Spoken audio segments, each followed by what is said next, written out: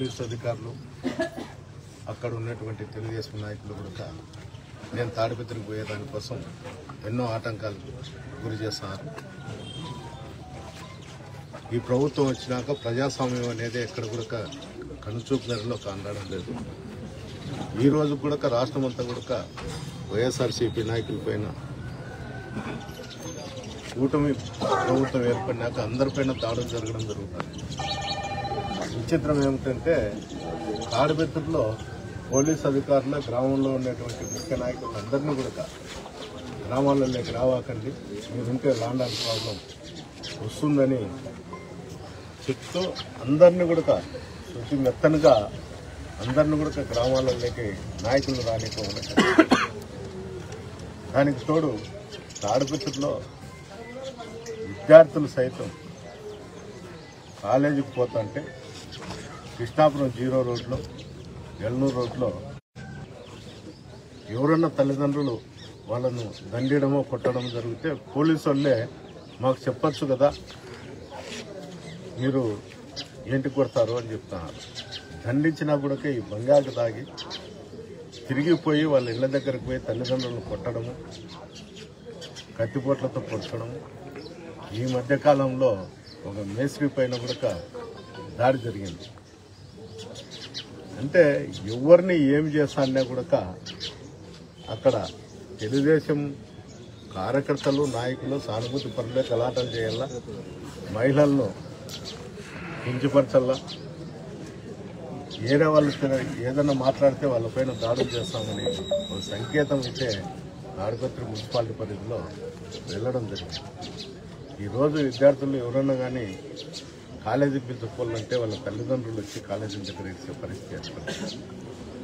ఎప్పుడన్నా మేము అడిగినా కూడా వాళ్ళు చెప్పే సమాధానం ఏమిటంటే పోయే విద్యార్థినిలే జాగ్రత్తగా కాలేజీకి పోవాలి, అంటే వాళ్ళైతే కంట్రోల్ చేయరంట, పోయే వాళ్ళే పోవాలి.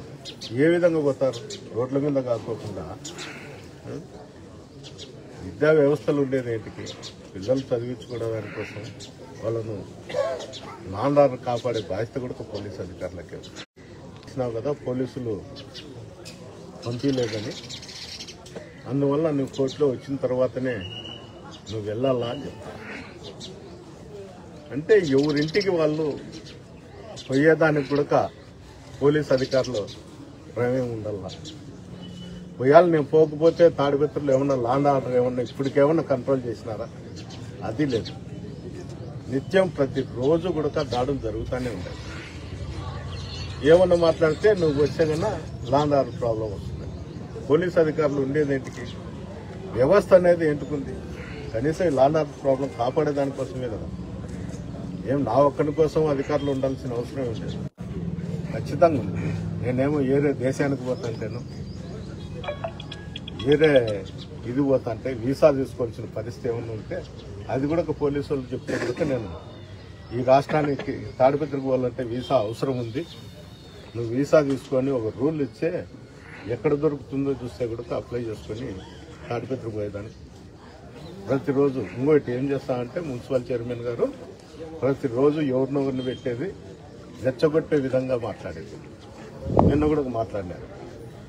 నాకు మాట్లాడిన దానికి బాధ ఏం లేదు, కానీ నన్ను తుమ్మంపల్లిలో పెట్టుకొని నేను ఈ రోజు కూడా చెప్తాను, నన్ను అక్కడికి రానిచ్చి మీరు రాజకీయం చేయండి, మీరు ఏం మాట్లాడుతాడో దానికి నేను కట్టుబడి ఉంటానో ఉండనో ఆ వారం మీరే నిర్ణయించండి.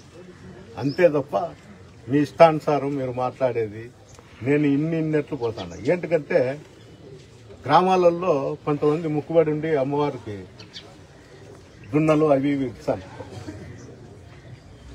వాళ్ళు ముక్కుబడి తీర్చుకునేటప్పుడే అవి చేనులలో ఆడగడం వేసి ఎక్కువైపు ప్రజల మీదకి దాడి చేస్తా అంటే తీసుకుపోయి ఏ టైంలో అంటే ఆ టైంలో దాన్ని బలి చేస్తాను.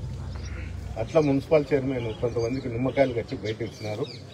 నేను క్రైమ్ చేస్తాను వేసి తాడిపత్రి అభివృద్ధి కోసమే నేను చేస్తాను అంటాను. తాడిపత్రి అభివృద్ధికి చేస్తా అంటే సంతోషమే. మళ్ళా ఎక్కడన్నా ట్రస్ట్ పెడితే కొన్ని సంఘాలతో కూడినటువంటి ట్రస్ట్ పెడతారు. రిజిస్టర్లు చేసినా కూడా అకౌంట్లో డబ్బు వేయాలి.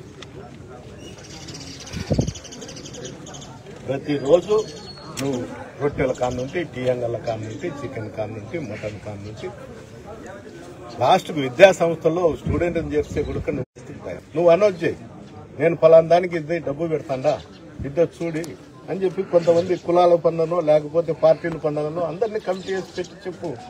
అదేం చేయవు, నీ ఇంటికాడ ఉండే వాళ్ళని పెట్టుకుంటావు, ఎంత అంటే అంత డ్రా చేస్తావు. ప్రజలకు చూస్తే నేను అభివృద్ధి చేస్తాను అంటే నీ ముందర, నీ ప్రభుత్వం ముందర, నీ కేసుల ముందర ఎవరు మాట్లాడలేరు, ఏం చేయలేరు. అందుకని నా ఇష్టానుసారం వసూలు చేస్తాను.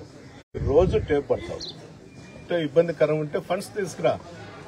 ముందు వాళ్ళకి ఏదన్నా ఉంటే కూడా నష్టపరిహారం కట్టించిన తర్వాత నువ్వు ఇటుకు పోతుంది, దీనికి నీకు ఇంత కాంపెన్సేషన్ ఇస్తాండామని చెప్పు. నీకు నచ్చిన ఏరియాలో కొలతలు పెడతావు. ఎవరన్నా వైఎస్ఆర్ సానుభూతి పరులో ఇంకోరు ఉంటే వాళ్ళ మీద దాడులు చేస్తావు, ఇంకోటి చేస్తావు. ఇది ఎంతకాలం సాగదు. ఎప్పుడో ఒక రోజు ఏదో ఒక రోజు నేను తాడిపత్రి అనేది వదిలే ప్రసక్తే లేదు. నేను ప్రతి క్షణం నేను తాడిపత్రికి వచ్చేదానికి, నన్ను రానేను అనేదానికి నీ చేత కాదు. నువ్వేమో కళలు కనొచ్చేమో కానీ అది మటుకు ఎట్టి పరిస్థితుల్లో నీ కళగానే ఉంటుంది తప్ప అది నెరవేరే పరిస్థితి కాదు. నువ్వు ఎంతమందితో మాట్లాడించినా, ఎవరితో మాట్లాడించినా నేనైతే సహనంతోనే ఉంటా.